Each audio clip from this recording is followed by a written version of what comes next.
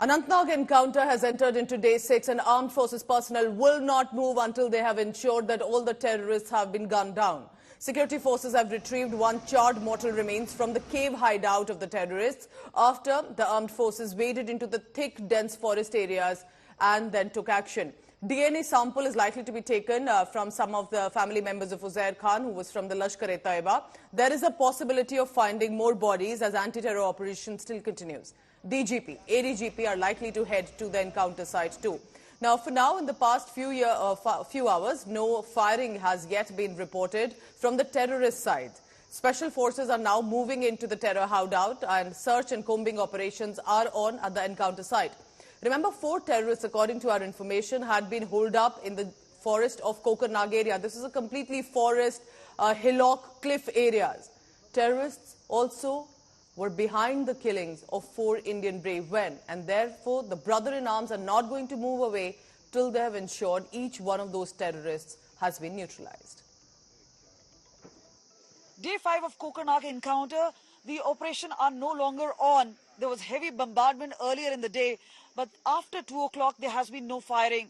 Meanwhile, a sweeping up operations are on, but it's going to take time since there could be booby traps or any sort of IDs or plants, and that is why the security forces are being extremely careful before announcing finally winding up of the operations.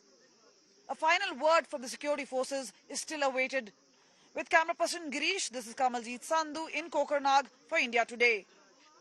This was an operation which was building up for quite some time. The presence of terrorists in this area was getting confirmed. The information was coming for quite some time. And Colonel Manpreet Singh, commanding officer, and the Jammu and Kashmir police, they were working on this intelligence for quite some time, and it was a hard intelligence which came about the presence of terrorists in this area. That's how the commanding officer, understanding the value of this intelligence, led the operation himself. So this was a hard operations. They did almost 7 to 8 hours of very steep climb in the jungles. They could contact the place where the terrorists were hiding. So it is just one of the bad luck or the bad days that in the first volley of fire, in the first burst, the command element got hit.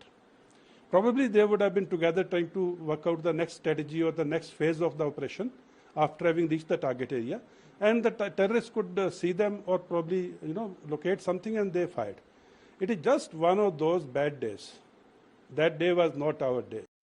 हमारे फौजी हो, हमारे police हो, हमारी जान, उनकी खुद की जान जोखिम में डालकर हमारे देश की सरहद की रक्षा करते हैं। आज वैली में इतनी बड़ी दुर्भाग्यपूर्ण हादसा जो दुर्घटना घटी है, इसका हर एक देशवासी निंदा करेगा।